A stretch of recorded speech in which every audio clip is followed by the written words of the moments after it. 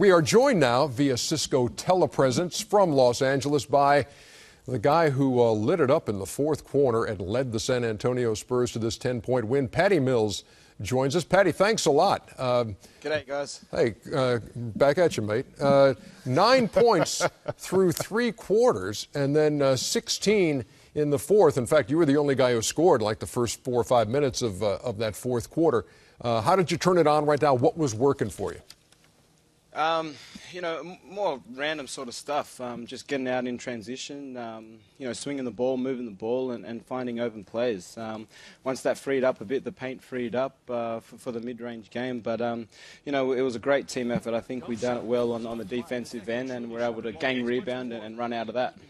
Patty, heck of a game, man. You really played well, and I love the way you showed patience and let the game come to you, particularly in that fourth quarter. But talk to the fans out there a little bit about what Greg Popovich's system has done for you as a player and the points of emphasis in terms of how you guys approach the game offensively.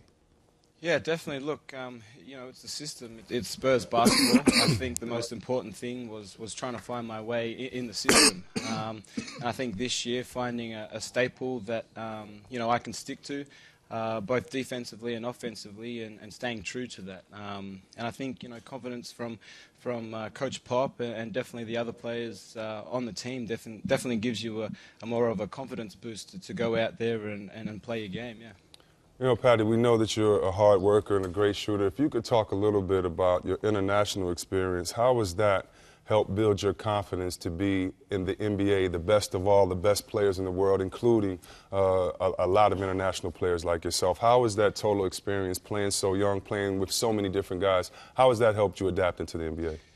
Yeah, it's been great, mate. I think coming from Australia and always wanting to represent your country with pride at the Olympic Games and World Championships, I think it's definitely got me ready.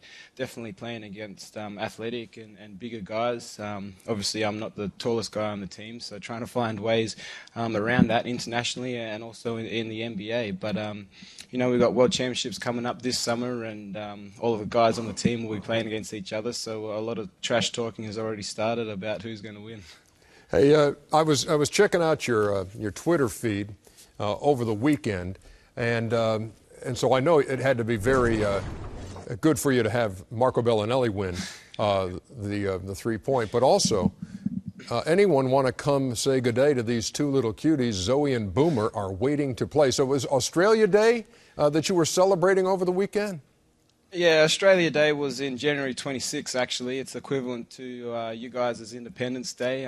We were on the road at the time, so couldn't celebrate on the actual day, so I thought I would throw an event to celebrate the Australian culture over All-Star break. So I stayed in San Antonio and got a few little kangaroos to come out for the local Texans to come check out.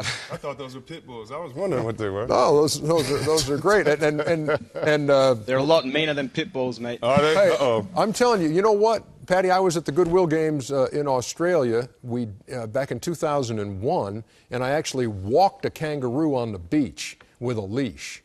And those things they're strong, man, and they don't like being hot. And it was kind of frightening. This is kind of a boring story for everybody, but you can relate. Not. Yeah, of course. I got some in my backyard that I take to school every night instead of catching the bus. So. I'll bet. Hey, Patty, thanks a lot for joining us. Nice going on a great game today, and good on you. Cheers, guys. Thanks. Cheers, mate. Cheers. Excellent stuff.